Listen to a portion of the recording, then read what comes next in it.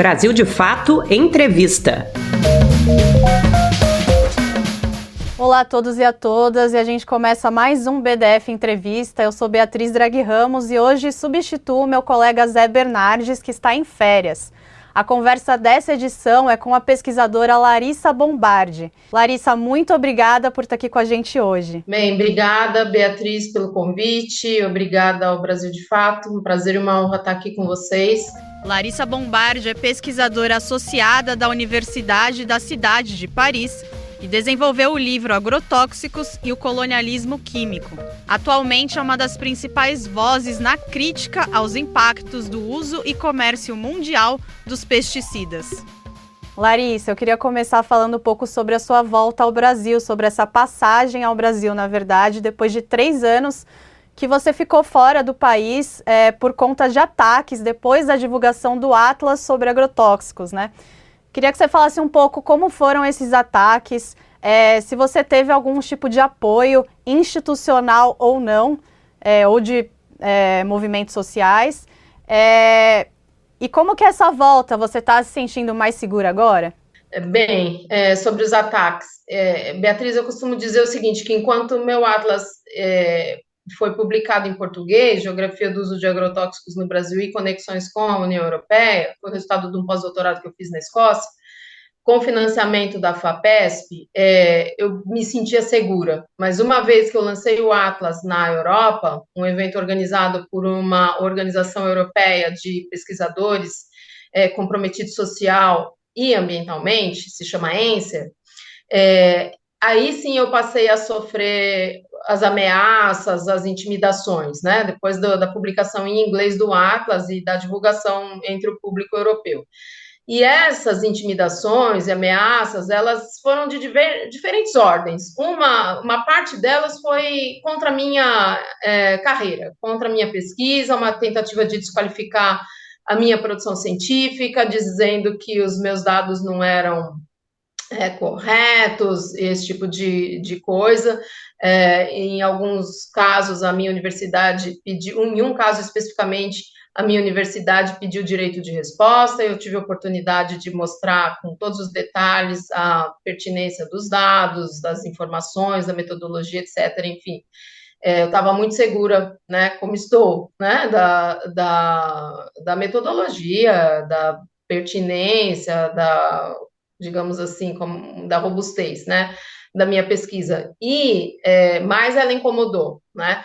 E eu me lembro claramente que depois de ter lançado o meu Atlas na Europa, o dono da maior rede escandinava de produtos orgânicos decidiu boicotar os produtos brasileiros. E eu sei disso porque ele mesmo me disse, depois me procurou, tomou contato com a minha pesquisa e me procurou. Então, tem um aspecto que é desse tipo, de tentar desqualificar, dizer que não é verdade, etc., o que é difícil do ponto de vista, como que eu vou dizer, é um tipo de terrorismo psicológico para um pesquisador, né? Para um pesquisador, aquilo que a gente mais zela é pelo cuidado, pelo rigor científico, pelo primor, eu diria assim, do fazer científico, né? O Brasil, como a gente sabe, é um dos países campeões em assassinato de defensores humanos e ambientais, a gente sabe isso, nós e os colombianos, eu diria assim, né?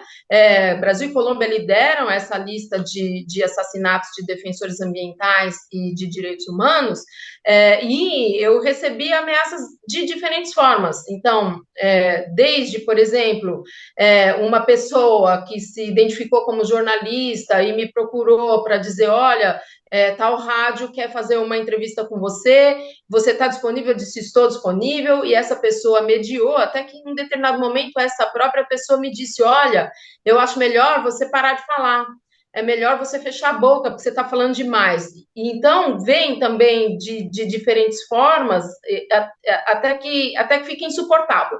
E num determinado momento, eu recebi um e-mail, depois de ter dado uma entrevista no Jornal do Heródoto, falando, um dos aspectos que eu abordei na entrevista era o tema da pulverização aérea, e uma pessoa me enviou um e-mail se identificando como piloto de pulverização agrícola, e ele dizia o seguinte, olha, professora, se a senhora continuar dizendo que pulverização aérea é perigoso, eu vou mostrar para você o que é perigoso. eu vou convidar você para vir passear no meu avião. Então, coisa desse nível. E para quem tem 2 filhos e uma vida cotidiana regrada, né, que é uma vida de quem tem 2 filhos, é uma vida cotidiana regrada. Isso é insuportável.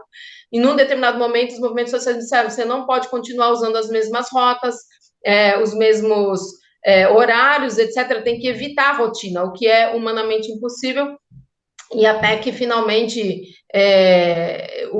inclusive, isso chegou ao conhecimento, foi levado ao conhecimento do reitor da Universidade de São Paulo, a minha universidade naquele momento, e ele ofereceu a segurança do campus enquanto eu estivesse trabalhando lá, se eu assim desejasse, inclusive disse, sugeriu, né, não diretamente a mim, mas ao colega que o contactou, que sugeria que a professora procurasse fazer um pós-doutorado em outro país, e foi o que eu fiz assim que foi possível.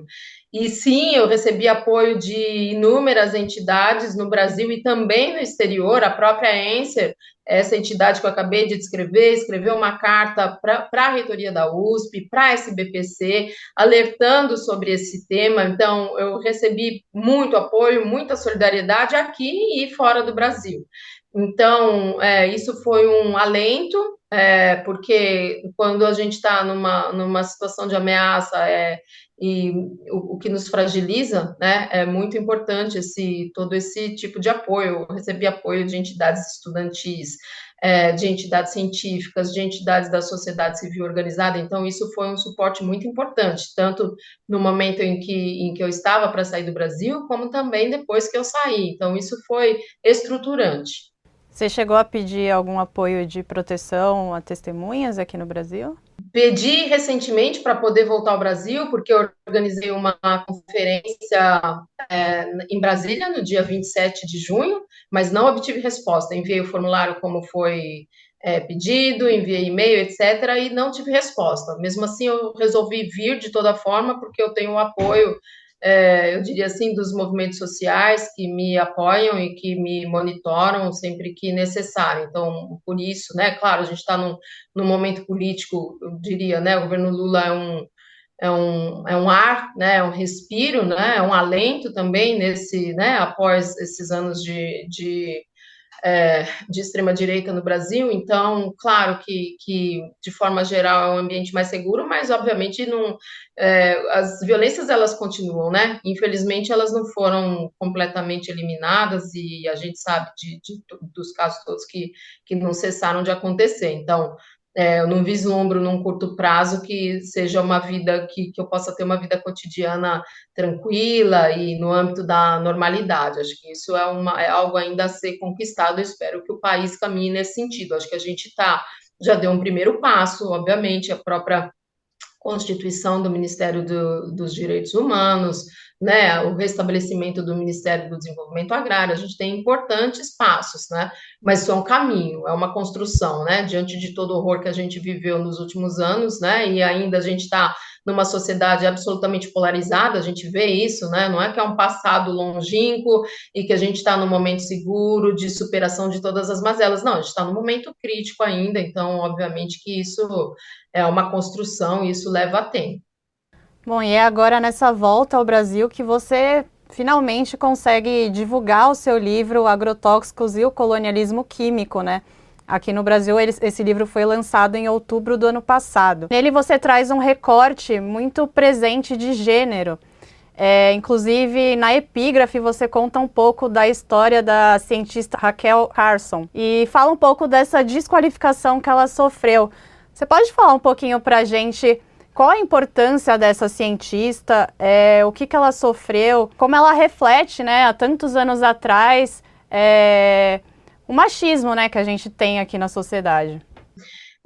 Não foi por acaso que eu escolhi a Raquel Carson para abrir o meu livro, né?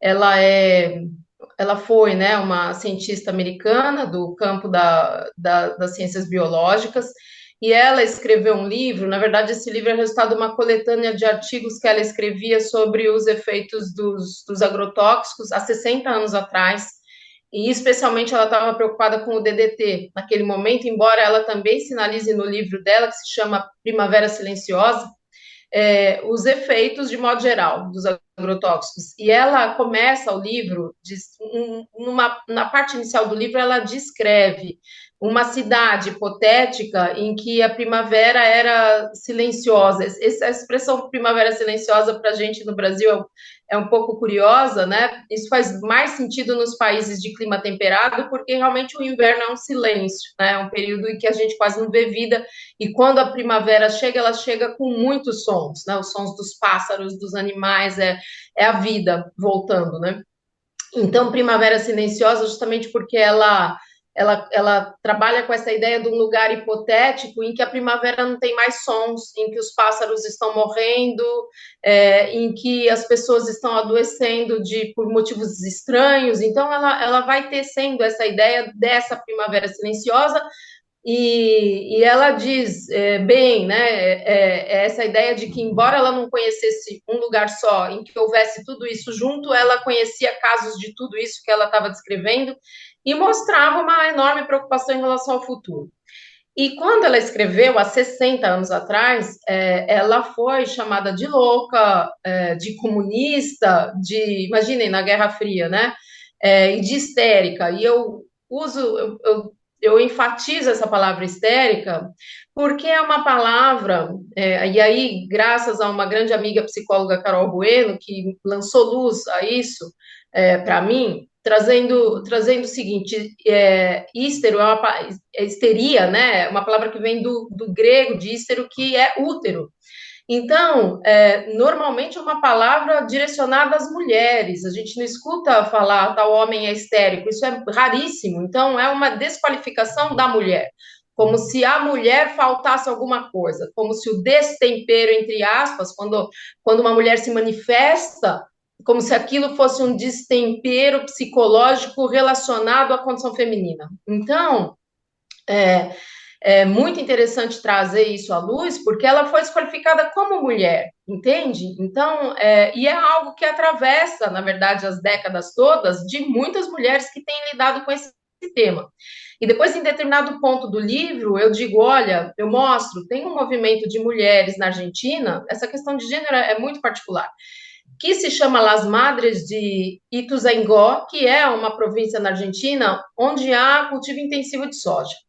E essas mulheres começaram a perceber que os seus filhos estavam apresentando diversos tipos de doença, câncer, malformação fetal. Elas percebiam que a quantidade de crianças desenvolvendo essas doenças era muito grande. E elas se organizaram e formaram esse movimento, assim como tem Las Madres, né, as mães da Praça de Maio, elas formaram esse movimento Las Madres de Ituzaingó, para denunciar e para buscar apoio.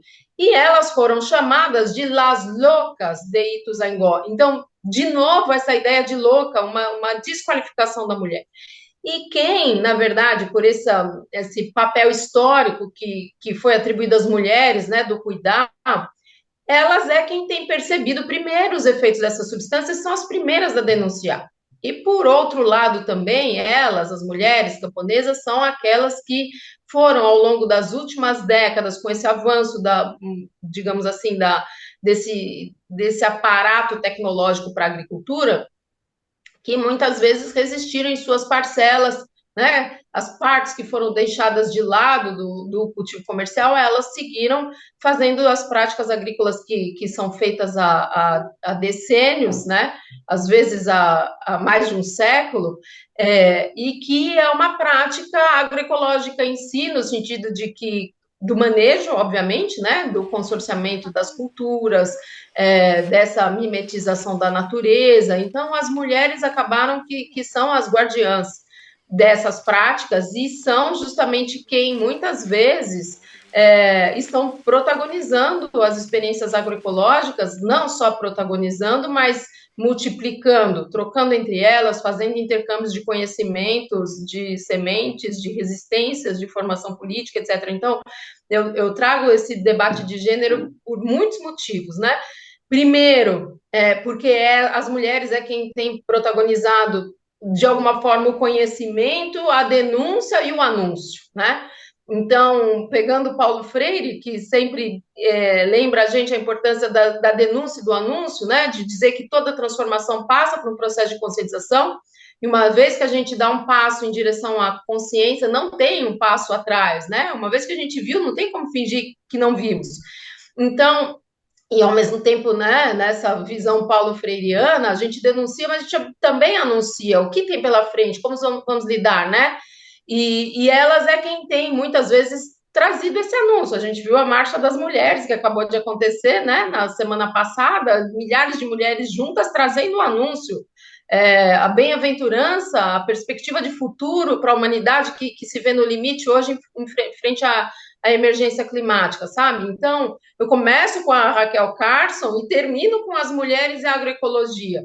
E também porque tem um outro recorte importante da gente pensar na perspectiva de gênero quando a gente está falando de agrotóxicos, porque tem também uma... Como que eu vou dizer isso? As mulheres são atingidas pelos agrotóxicos de forma diferente daquela que os homens são. Por quê? Primeiro, por uma questão da constituição física do corpo da mulher, que tem mais gordura do que o corpo do homem. E alguns agrotóxicos que são extremamente tóxicos, que são os organofosforados, eles ficam acumulados na gordura humana.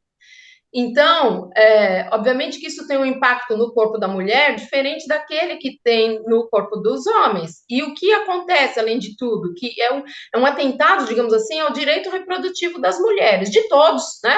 Mas das mulheres, porque, no fim, os dramas dos abortos involuntários causados pela exposição a agrotóxicos, das gestações de bebês portando malformação fetal, no corpo das mulheres, as gestações com intercorrências, com problemas, no corpo das mulheres, lidar em diversos planos, né, no plano físico, mas também no plano psíquico e no plano emocional, com essas crianças que vão desenvolver toda sorte de doenças por exposição a agrotóxicos, em função dessa carga histórica que é atribuída às mulheres, do cuidar, as mulheres serão atingidas, têm sido, serão não, vamos colocar esse verbo no passado, né?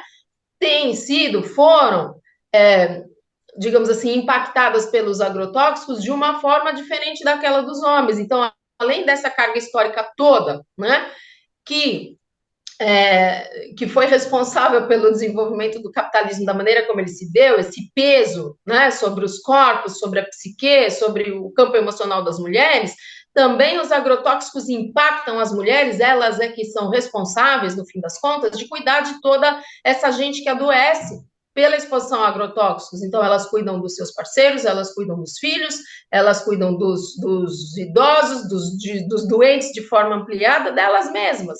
Então, há, obviamente, um recorte de gênero também quando a gente fala, né? Assim como há um recorte racial e de etnia. Quem é a etnia mais atingida por agrotóxicos no Brasil? São os indígenas, né?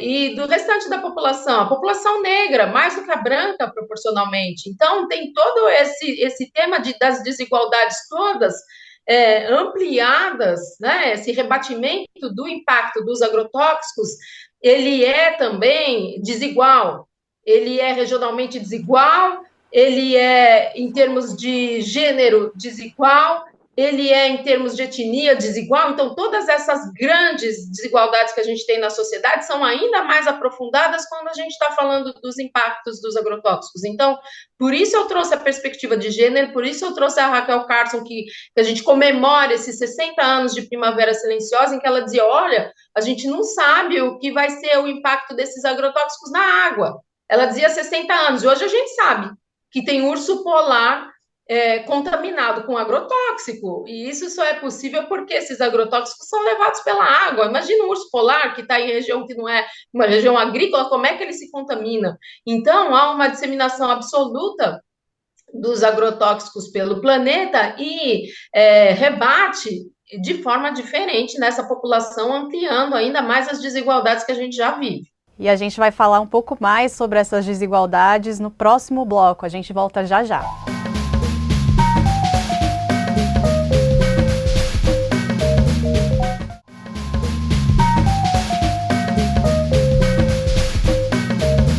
Já estamos de volta com o Brasil de Fato Entrevista, hoje conversando com a pesquisadora Larissa Bombardi. Larissa, a gente falava no primeiro bloco sobre essa desigualdade no impacto dos agrotóxicos entre homens, mulheres, povos indígenas. pessoas negras, quilombolas, enfim. E um dos principais temas que você traz no livro é justamente a desigualdade do uso e consumo de agrotóxicos no Brasil e nos países da União Europeia, trazendo aí o conceito de colonialismo químico. Então, eu queria que você explicasse para a gente o que é colonialismo químico. Bem, colonialismo químico, por quê, né, essa palavra? Se historicamente, digamos assim, a gente não está, né, o colonialismo é um período historicamente determinado, por que usar essa palavra? Qual é a lógica disso, né? E eu vou fazer um paralelo, vamos dizer assim, com o período histórico do colonialismo mesmo, e vou usar o exemplo da escravidão, para poder ilustrar por que eu estou usando colonialismo. Durante 3 séculos, né, a gente viu a escravização de seres humanos sendo feita pelos europeus, não é isso? Eles é quem controlavam o comércio de pessoas escravizadas e lucravam com isso, para trazê-las para cá, para produzir cana-de-açúcar e outros gêneros, ou explorar minerais, e que eram enviados para a Europa, né, naquele momento. E eu costumo dizer o seguinte: a Europa naquele momento, sobretudo no final desse período histórico colonial, já estava discutindo relação de trabalho, né? A gente já estava no capitalismo, né? E, ao mesmo tempo, estava lidando com... tinha essa contemporaneidade entre o capitalismo industrial a todo vapor na Europa, discussão de relações de trabalho na Europa, e, ao mesmo tempo, a escravização, né, de pessoas no Brasil. Então, veja, a Europa, ela se beneficiava desse comércio de pessoas, né, da escravização de seres humanos, avançava de alguma forma nesses territórios que hoje são, né, os nossos países, os países da América Latina, e, no entanto, no próprio território europeu, né, sob a luz, digamos assim, né, do liberalismo, a relação de escravidão não era tolerada na Europa, mas a Europa se beneficiava disso. Então, qual é o paralelo que eu quero fazer? Né? De dizer o seguinte: veja, a gente tem hoje, né, de jogar luz sobre essa enorme assimetria, porque falar em assimetria, falar em desigualdade, falar em diferença, não é suficiente para mostrar a profundidade dessa grande e abissal e desumana assimetria entre Brasil e União Europeia, por exemplo, quando a gente fala dos agrotóxicos. Então, hoje, a gente tem uma Europa que tem uma regulação própria para agrotóxicos, REACH, R-E-A-C-H, que é uma sigla em inglês para a regulação europeia de produtos químicos. Então, ela, de alguma forma, está numa bolha em relação a muitos agrotóxicos, sobretudo aqueles que são chamados de HHPs, que é uma sigla em inglês para agrotóxicos altamente tóxicos, e, no entanto, ela produz e comercializa essas substâncias que são proibidas no próprio território. Então, eu fico à vontade para usar essa palavra como uma metáfora, mas eu vou além, porque eu penso que não é uma metáfora, e eu vou dizer por que não é uma metáfora. Então, a gente tem uma Europa que hoje se beneficia do comércio. A Europa controla hoje 30% das vendas mundiais de agrotóxicos. Ela vende para os países substâncias que ela não tolera no próprio território. Ela é protegida pela atual regulação internacional para isso, e eu vou dizer por quê também.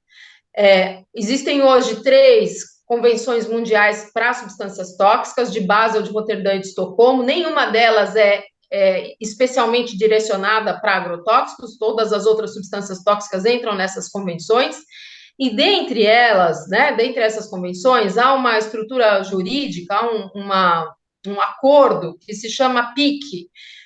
PIC também é uma sigla em inglês, Prior Informed Consent, que significa que consentimento de autorização prévia, né, que é isso.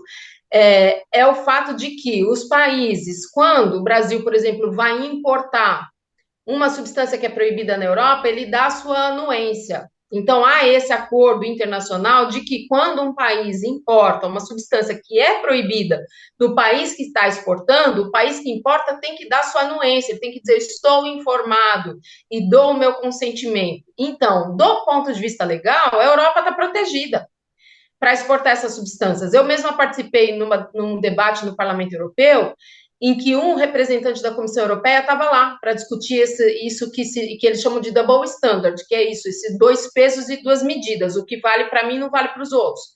Então, foi perguntado a essa pessoa da Comissão Europeia por que a União Europeia continua exportando substâncias que não são permitidas no próprio território. E o representante da Comissão Europeia disse o seguinte: não, mas a União Europeia não exporta o que os países não querem importar. Então, o que acaba acontecendo é que essa própria regulação ela tem um caráter colonialista também, eu vou poder dizer isso, entende? Porque protege os interesses da União Europeia ou dos países que controlam a produção e exportação dessas substâncias, embora essas substâncias não sejam toleradas no próprio território. Então, e avançando nesse tema do colonialismo, então o que acontece? No colonialismo histórico, né, a gente teve todo esse processo de acumulação primitiva que se deu por meio do colonialismo, quer dizer, esse acúmulo de recursos, né, na Europa, particularmente na Inglaterra, que se deu pela espoliação, pelo genocídio, pela pilhagem dos recursos naturais da América Latina, e a gente vê algo paralelo acontecendo hoje. Como que a gente reatualizasse, digamos assim, essa acumulação primitiva por meio, de novo, desse avanço sobre os territórios indígenas, por meio da grilagem de terras. Então, quando a gente vê que, por exemplo, em muitos casos criminosos, quando há esses casos criminosos de uso de agrotóxicos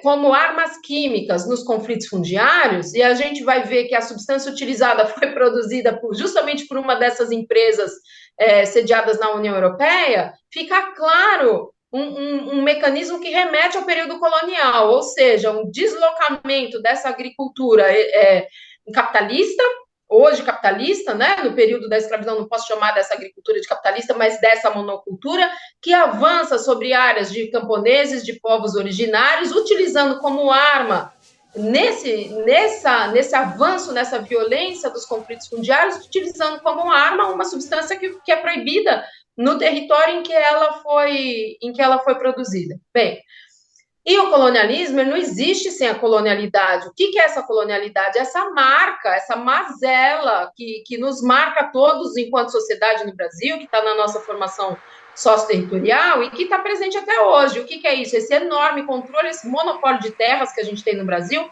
em que 1% dos proprietários controla 50% das terras, e que escolhe o destino do que vai ser, do que serão essas terras no Brasil. E essa oligarquia ela é ultra representada.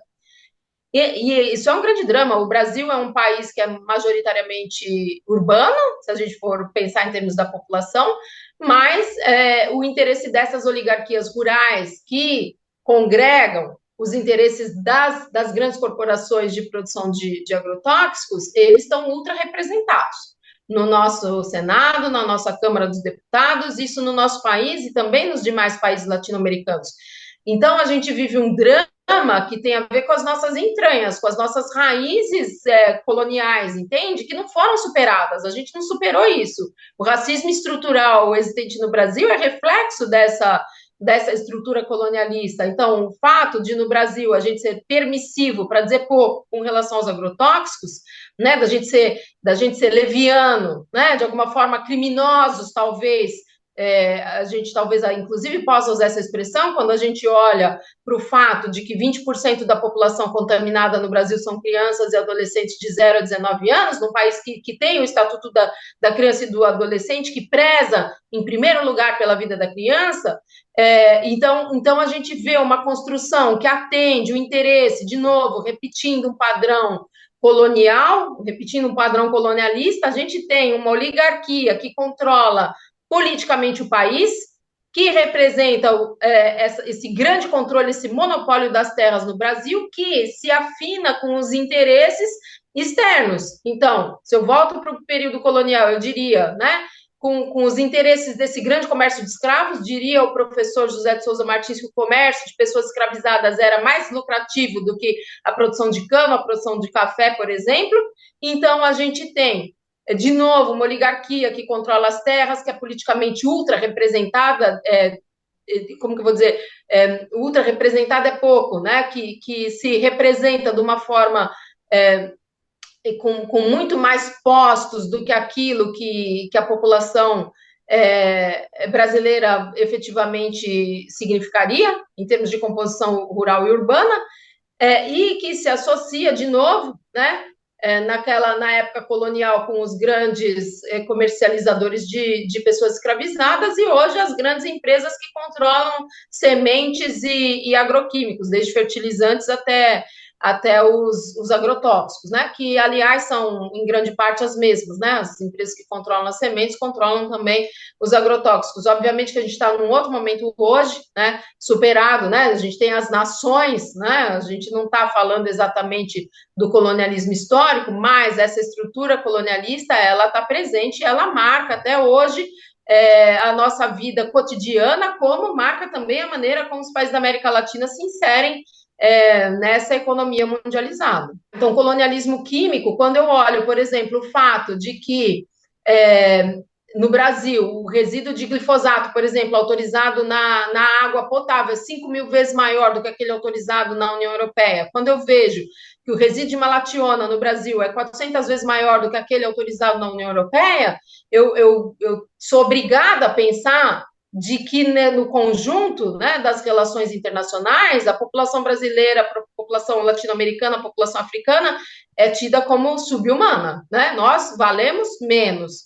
Então, eu sou obrigada a me remeter a essa estrutura histórica da nossa formação sócio-territorial que traz em si essa marca. Evidentemente, a gente não está no momento do colonialismo histórico, mas as estruturas desse período são as marcas da nossa sociedade até hoje e da forma como a gente se insere na economia mundo.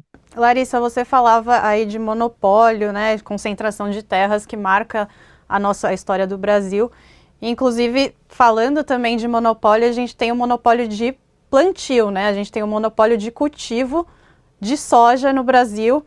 Você traz isso no livro e cada vez a gente está cultivando menos alimentos básicos, né, da refeição aí do povo brasileiro, o arroz, o feijão. Inclusive, recentemente, essa tragédia no Rio Grande do Sul acendeu um alerta sobre a possível falta de arroz. E aí eu queria que você falasse um pouco também sobre como esse modelo de cultivo ele impacta tanto as mudanças climáticas quanto a fome, né? Porque uma narrativa que é usada principalmente pela bancada ruralista, é de que o agro alimenta a população brasileira. Então, eu queria que você falasse um pouco sobre isso. Bem, eu tenho discutido e trabalhado com a seguinte ideia, de que o alimento, né, a agricultura na sociedade capitalista, particularmente a partir da Segunda Guerra Mundial, ela é cindida, eu diria assim, ela é dividida. Ela não é mais necessariamente sinônimo da produção de alimentos. Então, grande parte da agricultura no mundo hoje é uma agricultura voltada ou para a produção de agroenergia ou para a produção de commodities, que são coisas estranhas à alimentação. Eu vou dizer por quê. Então, primeiro, diante da crise climática, né, discute-se a questão dos combustíveis verdes. E o que é um grande problema, porque a gente não discute o padrão de consumo, a gente não discute o padrão de transporte e vai, supostamente, estou usando aspas aqui, substituir o combustível fóssil pelo combustível de origem agrícola, como se isso fosse uma substituição que trouxesse um benefício ambiental que, na verdade, não traz. E não traz porque a gente está transformando a terra, que é a base da produção de alimentos, em um substrato para a produção de energia. E de que jeito? Por meio da monocultura. E quando a gente fala em monocultura, necessariamente a gente está falando da utilização de agrotóxicos, porque a monocultura ela vai na contramão da organização da própria natureza. A natureza ela é em si biodiversa, e impor à natureza o monocultivo é, obviamente, impor uma alteração, uma desarmonização, que vai implicar que essas plantas vão estar potencialmente suscetíveis a insetos, a fungos, a outras, digamos assim, ao evento da chegada intensiva de ataques, entre aspas, de novo vou usar essa palavra entre aspas, indesejáveis nessa produção de monocultura. Então, o que tem acontecido é que, a partir da Segunda Guerra Mundial, com o advento do maquinário agrícola, da tecnologia, da produção de agrotóxicos que eram utilizados com outras finalidades, inclusive bélicas, durante a Segunda Guerra, e quando vai se direcionar isso para a agricultura, o que acontece é que, do ponto de vista do desenvolvimento do capitalismo, abre-se a possibilidade para o capitalismo avançar na agricultura também, porque até então isso não acontecia. Então, até então, os alimentos, né, a produção agrícola, particularmente, né, posso dizer, naquele momento, a produção de alimentos era feita majoritariamente pelos camponeses. Então, o que começa a acontecer é que, com essas indústrias, elas passam a se apropriar indiretamente da renda da terra, daquilo que a terra dá, dos frutos da terra. Então, por exemplo, quando um camponês, vou pensar mesmo num camponês, ou mesmo um capitalista, seja um camponês ou um capitalista, quando uma parte da renda dele é direcionada para a compra de fertilizante químico ou para a compra de agrotóxicos, significa que essas indústrias, elas não estão necessariamente no campo produzindo, mas elas se apropriam de uma parte da renda que é produzida no campo. Então, há um mecanismo daquilo que o professor Ariovaldo Nobelino de Oliveira chama de subordinação da renda da terra ao capital. Então, obviamente que o capitalismo ele avançou na indústria, porque é onde tem a possibilidade de controle, de previsão, de padronização. E a natureza, ela é um empecilho, digamos assim, para a produção capitalista, porque ela é cíclica, ela é sazonal e ela é, em grande medida, imprevisível, né? Então, ela sempre foi um entrave, vamos dizer assim, para o capitalismo. Com o desenvolvimento tecnológico, em parte, controla-se alguns desses aspectos, por exemplo, com a monocultura, com a padronização dos cultivos, com o uso intensivo dos fertilizantes químicos, dos agrotóxicos, etc., mas, obviamente, que há um risco, né? O risco está implícito.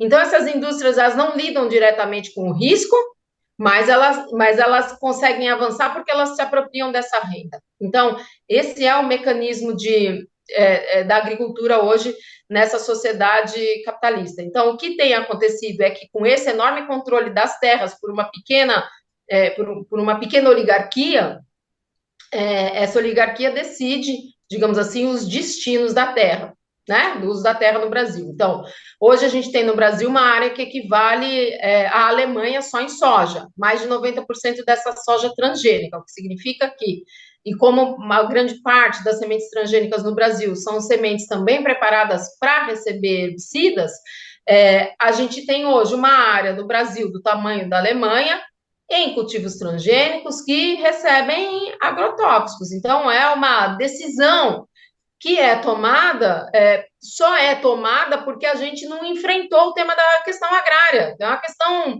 que está na raiz dos grandes problemas sociais, seja no campo, seja na cidade, e também ambientais. Então, o Brasil nunca lidou com isso de fato. A gente não fez a reforma agrária necessária. Como diria o professor José de Souza Martins, o campesinato brasileiro é um campesinato que nasce sem terra. É um campesinato excluído. O final da escravidão não significou acesso à terra, as pessoas que foram escravizadas, ao contrário, significou exclusão. Então, é uma sociedade que se constrói na exclusão. E nessa construção dessa exclusão, esse avanço legal e ilegal sobre as terras, né? O Brasil, a gente sabe sobre a grilagem de terra, a maneira como essa grilagem de terra permite o avanço dessa agricultura capitalista, estrutura-se, né, de forma ilegal, em grande parte de forma ilegal. Então, o que passa a acontecer é que essas terras, né, os destinos dessas terras, eles têm sido para a produção de commodities, essas mercadorias que são comercializadas na Bolsa de Mercadorias e Futuro, que tem o seu preço, né, estabelecido nesse grande cassino internacional, eu diria, e para a agroenergia. E aí? E o que acontece com a produção de alimentos? Ela decaiu. Então, as áreas de arroz, feijão, trigo e mandioca, por exemplo, caíram muito. Feijão, a área para cultivo de feijão diminuiu 40%, de arroz, se eu não estou equivocada, diminuiu 30%. Então, todos os 4 pilares da alimentação brasileira tiveram sua área diminuída. O Brasil importa feijão há 10 anos. Para mim, isso é o maior símbolo, né, do escândalo, né, e mostra o quanto essa agricultura não alimenta a população. O preço dos alimentos, eles flutuam ao sabor do mercado, né, do mercado internacional, inclusive. Por isso o Brasil importa. O Brasil também exporta, mas importa. Então, é uma lógica que não está voltada para a segurança e para a soberania alimentar. E, portanto, né, e ainda mais, né, é uma agricultura que não nos alimenta. A fome aumentou no Brasil nos últimos 10 anos, a gente sabe disso, dobrou nos últimos 10 anos, obviamente que recrudesceu nesse período da pandemia, mas ela vem aumentando. E acho que um dado que é fundamental e que elimina de uma vez por todas essa falsa ideia de que essa produção agrícola alimenta o país é o fato de que a população rural tem mais fome do que a população urbana. A média de população com fome no Brasil hoje é em torno de 10% da população brasileira, 8% no meio urbano e 12% no meio rural. Então, a população rural passa fome. Então, esse é o maior exemplo de que a gente não está produzindo alimentos para a população brasileira. A gente não está alimentando a população brasileira. E a Terra tem que cumprir a sua função social. O planeta é finito, né? A gente tem que escolher o que a gente quer. A segurança e a soberania alimentar, eu acho que é isso que a gente quer. Tá certo, Larissa. A gente volta já já com mais um bloco do BDF Entrevista.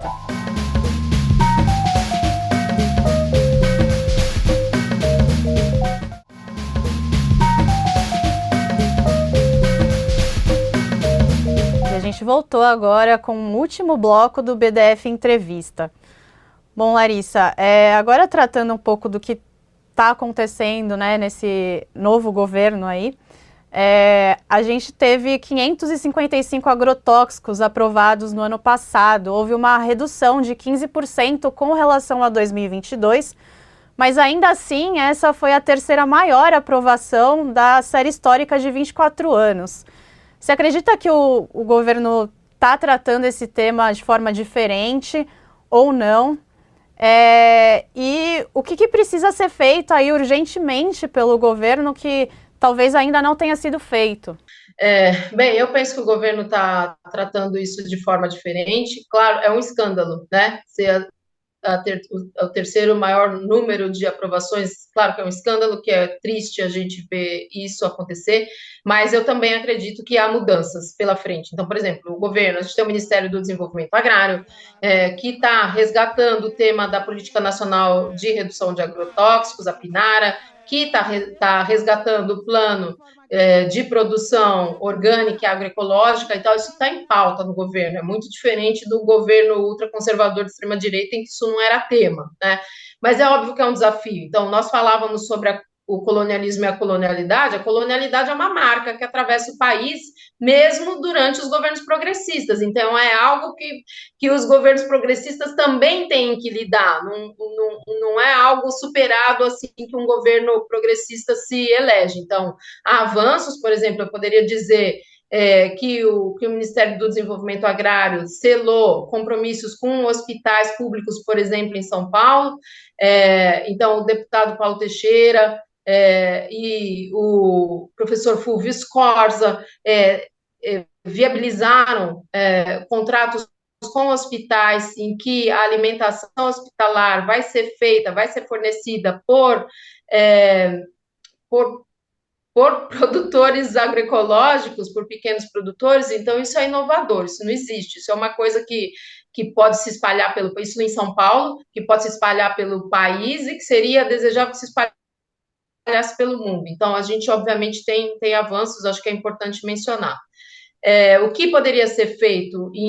Eu acho que imediatamente, o que a gente tem que almejar? A gente tem que almejar a eliminação da pulverização aérea, uma prática proibida na Europa desde 2009, não é possível, e de qualquer forma, né? Não só por avião, como também por drone, porque a pulverização aérea é a principal forma de contaminação ambiental também. Então, isso é uma prática que tem que ser eliminada. A gente tem que programar a eliminação das substâncias altamente tóxicas. Dos 10 agrotóxicos mais vendidos no Brasil, 5 são proibidos na União Europeia. O que isso significa? Que a gente está autorizando, entre aqueles agrotóxicos que são mais vendidos no Brasil, os mais perigosos, aqueles que são cancerígenos, que provocam malformação fetal, que provocam alteração hormonal, que provocam infertilidade, que provocam mal de Parkinson, por exemplo, só para falar em 5 graves problemas de saúde. Então, não dá para a gente lidar com isso. Então, emergencialmente, eu penso que o que poderia ser feito é isso: banir as substâncias banidas na União Europeia, proibir a pulverização aérea e rever os limites de agrotóxicos, tanto na água quanto nos alimentos. Eu penso que essas 3 medidas são emergenciais no Brasil. E no mundo, né? Eu penso que, como nós falávamos no início, a atual regulação internacional para substâncias tóxicas, ela é incipiente, e eu vou usar esse adjetivo com muita tranquilidade, porque eu posso dizer o seguinte, que essas 3 convenções mundiais, elas cobrem um rol de apenas 3% dos agrotóxicos utilizados no mundo, né? O número de agrotóxicos internacionalmente banidos corresponde só a 3% do volume total, do número total de agrotóxicos autorizados. Então, é nada, né? É quase nada. Então, eu penso que a gente precisa caminhar na direção de uma regulação internacional para agrotóxicos. Tenho trabalhado nisso, coordeno hoje uma aliança que se chama IPSA, uma sigla em inglês, International Pesticides Standard Alliance, uma aliança internacional para a padronização de agrotóxicos, que visa, obviamente, como objetivo final, a eliminação programada dessas substâncias, que não vai ser feito do dia para a noite, que envolve muitos elementos, mas que deve priorizar durante esse caminho, a eliminação, né? Durante esse caminho de eliminação programada dessas substâncias, deve ver um padrão, deve haver um padrão de limite de resíduos de agrotóxicos, deve haver um padrão para proibição de agrotóxicos, porque enquanto, por exemplo, a União Europeia já proibiu ou nunca autorizou uma quantidade de 269 agrotóxicos, o resto do mundo mal chega à casa dos 30, outros nem à casa dos 100 agrotóxicos. Então, é algo muito grave e a gente precisa, eu penso, também em nível internacional, caminhar nesse sentido. Por isso que a gente organizou essa conferência em Brasília, no dia 27 de junho, sobre essa necessidade dessa padronização de agrotóxicos, e vai realizar outra em Bruxelas em outubro desse ano. Então, a ideia é que a gente traga esse debate para o âmbito internacional, porque não é possível que o mundo viva com regras tão díspares, em que uma grande parte da humanidade, especialmente dos países do Sul, esteja submetida a um impacto dos agrotóxicos de forma diferente daquela da população dos países do Norte. E essas mudanças, você acredita que passam também aqui no Brasil por punir essas empresas e empresários que estão intoxicando a população de forma direta e indireta? Esse é um caminho também que deve ser considerado, sim, porque normalmente as empresas se isentam da responsabilidade, mas a gente sabe que, ao fim e ao cabo, elas são as próprias responsáveis pelo que vem acontecendo. Então, uma fotografia clara de o quão as empresas são responsáveis é o fato da Bayer hoje, nos Estados Unidos. A Bayer é uma companhia alemã que comprou a Monsanto, que era uma companhia estadunidense, que está sendo processada na esfera dos bilhões de dólares em função dos casos envolvendo câncer por exposição a glifosato. Então, é algo que caminha. Tem uma entidade muito importante que se chama Justice Pesticide, que está sediada na França, mas que tem representantes no mundo inteiro e que faz parte hoje, é uma instituição parceira do IPSA, dessa aliança global que eu mencionei, que congrega casos na justiça envolvendo agrotóxicos, que congrega informações sobre agrotóxicos e justiça envolvendo processos contra as empresas ou de outra ordem. Então, é um tema que cresce, é algo importante e que deve merecer lugar central também no combate. As empresas têm que ser responsabilizadas. A gente não pode, como tem sido feito, responsabilizar as vítimas. Eu me lembro claramente da ex-ministra da Agricultura, do governo Bolsonaro, afirmando que os camponeses se intoxicam muitas vezes porque eles fumam, eles manipulam os agrotóxicos e depois fumam. Isso é algo triste que a gente tenha que lidar com esse tipo de narrativa no Brasil, quando a gente sabe muito bem o descontrole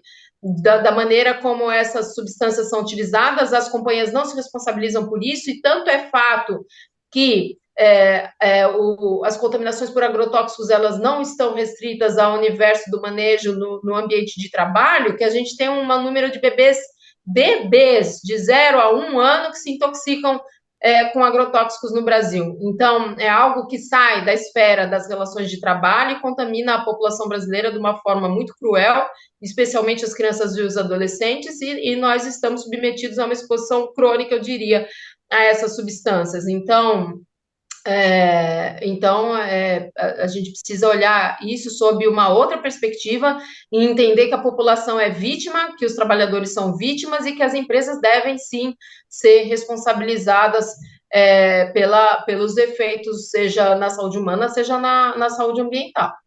Pensando de uma forma macro, a gente está falando sobre disputar um outro modelo econômico no Brasil, né? E de valorizar e multiplicar iniciativas que a gente já tem, iniciativas de agroecologia, iniciativas de pequenos agricultores no Brasil, não é? Sim, é isso. A gente precisa construir um projeto de nação que tenha a ver com a soberania alimentar e a segurança alimentar, e isso só será feito por meio de uma ampla e massiva reforma agrária, pelo acesso à terra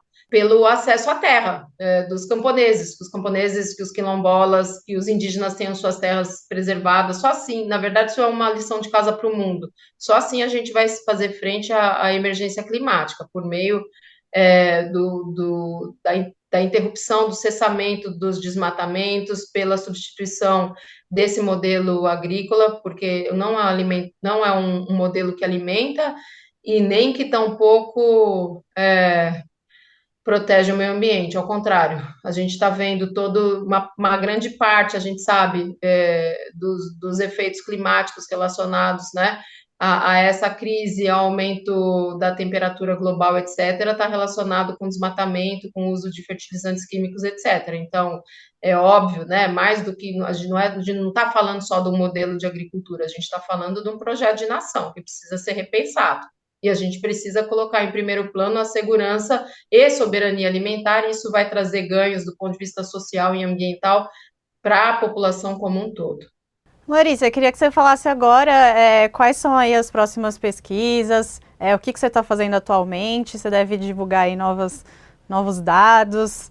Eu estou atualmente vinculada, né, como pesquisadora associada no SESMA, que é da Universidade de Cidade de Paris, é um centro de estudo sobre África, América e Ásia, e nele, dentro de um projeto coordenado pela professora, minha colega Isabelle Hillenkamp, e ela trabalha em 2 áreas, ela coordena um projeto chamado Gengibre em 2 áreas no Brasil, na zona da Mata Mineira e no Vale do Ribeira, com grupos de mulheres camponesas, sobretudo camponesas, quilombolas, indígenas, e a gente, nesse trabalho, lida com as mulheres, numa perspectiva, uma abordagem de pesquisação feminista, e a gente está, nesse momento, concluindo, eu diria, um livro, justamente que traz essa perspectiva feminista e da agroecologia. Então, estou trabalhando nessa perspectiva, vinculada a esse grupo, né, na França e no Brasil, é um grupo inter e transdisciplinar, e também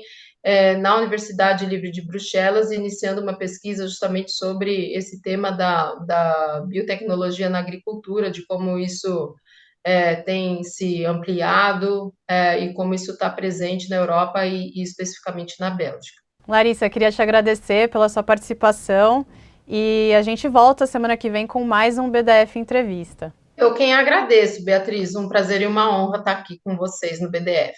Bom, obrigada a você que acompanhou o BDF Entrevista até agora.